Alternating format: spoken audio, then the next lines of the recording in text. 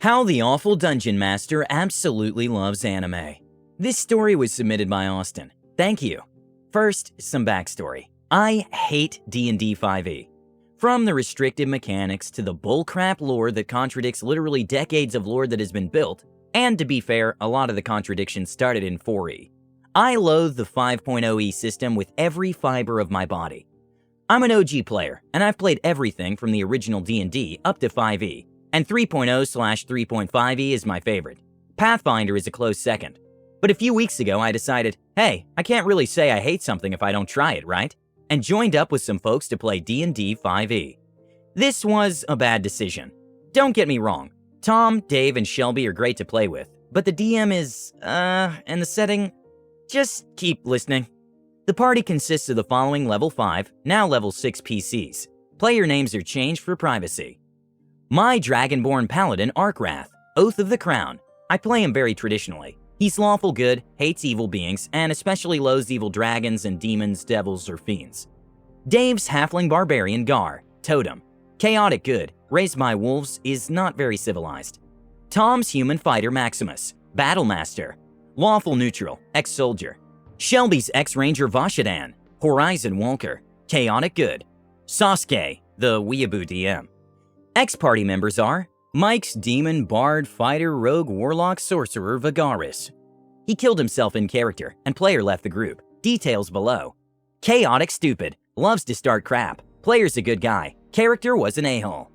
Sarah's Human Sorcerer Luxana. Lux's player only wanted to blow up. Didn't want to talk to anyone or do anything except fireball. We call her Megumin, for obvious reasons. Chaotic Good, player had no idea what she was doing, but it was fine.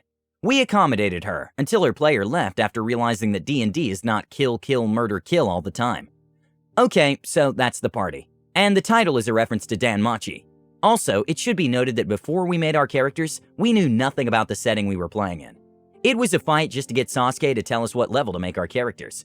We did not know if we were doing a good versus evil, or evil versus good, or a sandbox campaign. We didn't know if it was a module or a homebrew campaign. We didn't know if the physical setting was official or homebrew. It was like pulling teeth to get any information out of Sasuke before session 0. We finally learned that we were starting at level 5, with the basic gear for a level 1. I'm not kidding. And it was a completely custom setting and story. And please, don't be evil. That is all we were told. I asked if Unearthed Arcana was okay, since it's 5e playtest, and Sasuke, after 3 days, said sure. And to quash any, well, you're just upset because you can't power game crap, I would gladly give up my Tunnel Fighter fighting style and my Sentinel feat and be forced to take the 2 ASIs if Sasuke would get his crap together. So, here we go. Session 1, Calm Before the Storm.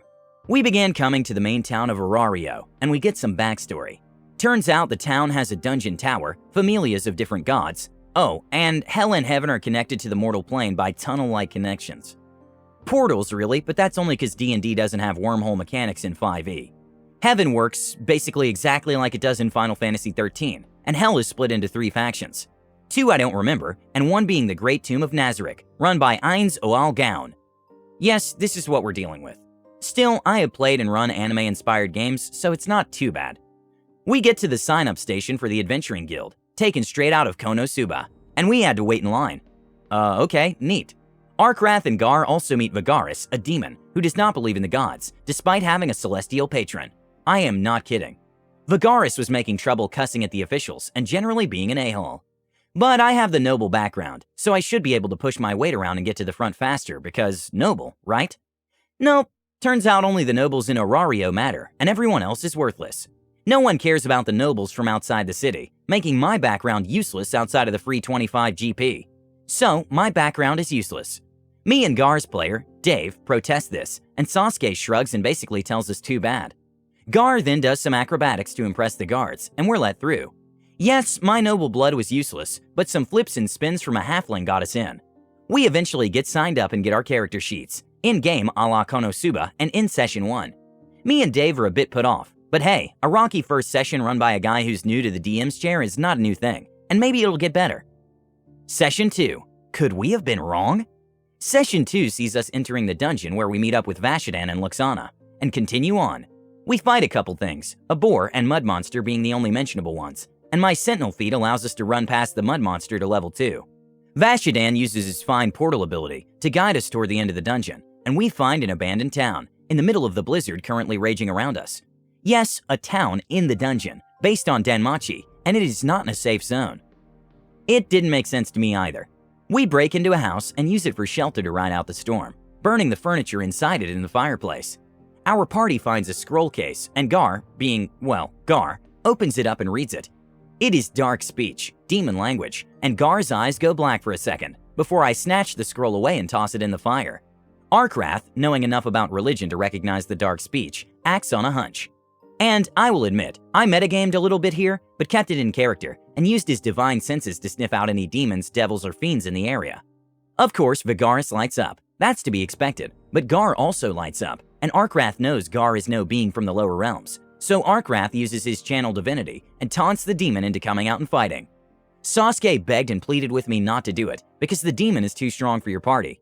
Keep in mind, we were all level 5, and I was min-maxed to all hell, or as much as I could be with piss-poor stats I rolled up. I could feasibly do 4d8, 1d8 from Warhammer, 2d8 from Divine Smite, plus 1d8 Divine Smite against Demon, plus 2d6 Searing Strike, plus Strength mod damage in one attack, because of Divine Smite and Searing Strike, so this had to be a big demon. All of us except for Mike would not back down, claiming, and rightfully so, that all of this was acting in character, and I had every right to call out the demon. If we died, we died. No one was upset at me, since I was not metagaming that they knew.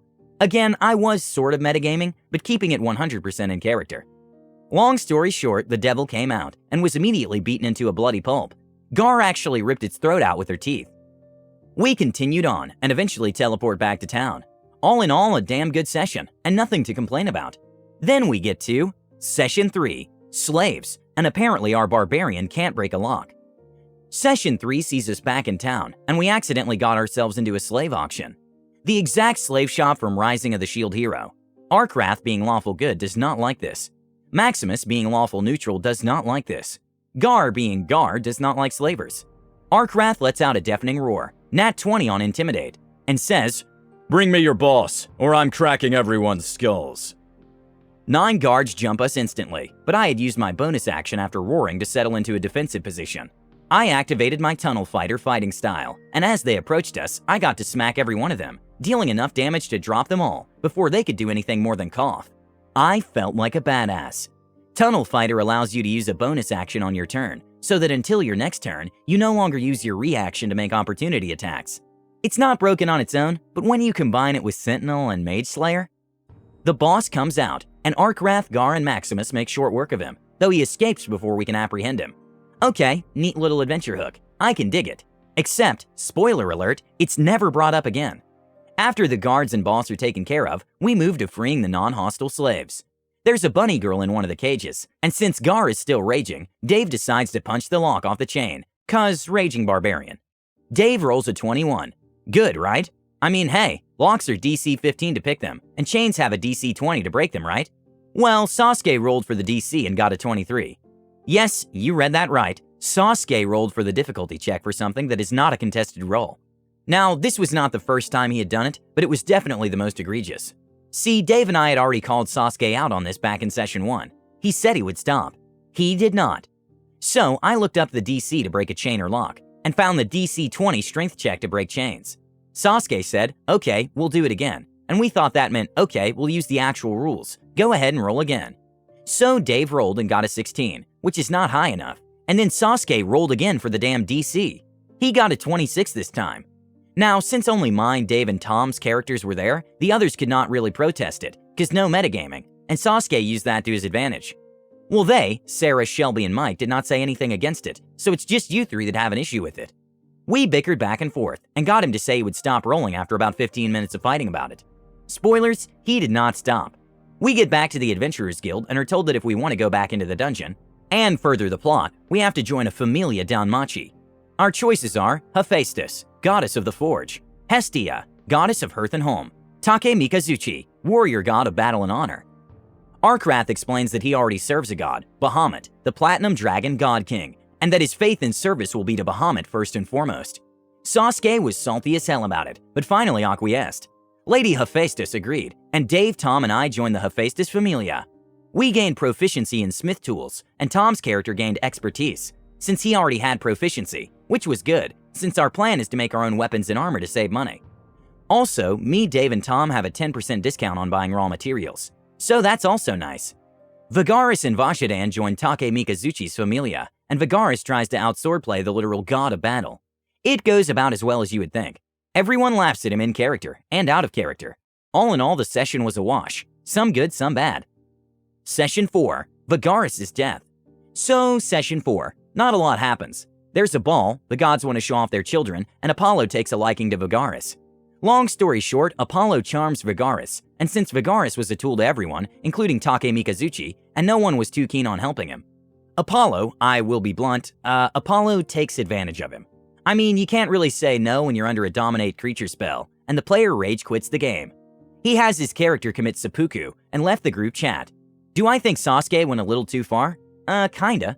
Was it necessary to knock Mike's character down a couple pegs and humble him so he stops being the biggest jerk in 100 miles? Yes. Also, Luxana left us after not getting to blow anything up. Session 4 was funny, but also infuriating with its railroading. The entire situation where Vigaris was an unbearable jerk to everyone, including the literal gods and goddesses, then had something bad happen to him, and no one would interject because he deserved it, was the needed lesson. To be honest, we did not know that Apollo was going to do that to him. We may have intervened if we had known that, because yeah, doing that is crossing the line. But Vigaris needed to be taught a lesson, and it was either that, or my paladin was going to smite him so hard he would wish he was in bed with Apollo. Session 5. A DMPC too far. Session 5 takes us back into the dungeon, and we have a tag-along with us. A member of the Take Mikazuchi familia is guiding us through the dungeon. Okay, another party member. This can't go wrong, right? Ha, I wish. We're yada-yada through a bit of the dungeon and come upon a Yeti CR9. We are all now level 6, and there's 4 of us. Me, Dave, Tom, and Shelby. Okay, not too bad. We get hit with the Yeti's chilling gaze, and only Tom breaks free. The Yeti dies eventually, and Shelby's character yells at the NPC for not helping us. The NPC, whose name I still do not remember, says, "Well, I wanted to see how you would fare in combat. I was testing you. If you were going to die, I could have killed it for you." That is right. The NPC could have one-shot a CR9 Yeti. Fun fact, abominable Yetis have an average 137 HP. Dave and I can't say anything because we're stunned, but Vashidan tears into her verbally, basically saying, "We do not answer to you. We answer to our gods. Either you are going to help us, or you are going to leave us alone. Those are your options. Take them or leave them. I don't care." Us players were really pissed off after that, so we decided to end the session there. With the holidays and schedule issues, we've not been able to play. However, Shelby and I did have a talk with the DM and told him, "Look, Sasuke, we like you as a person, and we like the setting so far, but you need to stop with all the powerful DMPCs, and you need to stop rolling for DCs that are not contested." He tried to defend himself, saying, "You just don't understand why I'm doing this."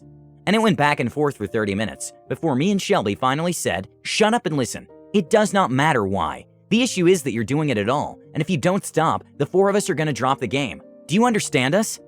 He finally said yes, so hopefully it's fixed. We have another session tonight, so we'll see. Session 6. A light at the end of the tunnel? Just got out of tonight's session, and it went remarkably well. It was a little rocky due to some miscommunication between the DM and us, mainly because the DM and I were a bit fuzzy-headed because of pain pills. But he stopped rolling for DCs that are not contested, and the NPCs, apparently there are 2 of them now, that was news to us, were not OP enough to one-shot things, and actually helped us fight. Gar was nearly taken out by 2 nat 20 attacks in a row, but thanks to her Barbarian's Rage, she survived. Gotta love that damage resistance. All in all, it was a good session. If Sasuke keeps on this track, then I won't be making any more posts about it. But rest assured, I will be making more posts if he starts doing the stupid crap he was doing again. I really hope he doesn't though, because I like the setting. Is the setting worth the pain and struggle? Maybe in the end the DM will improve and everyone will be happy. We'll see. Please tell us of your experiences and comment your reactions below. Don't forget to subscribe to our channel, All Things D&D. Our next video will be posted in 2 days, so stay tuned for more amazing Dungeons & Dragons content.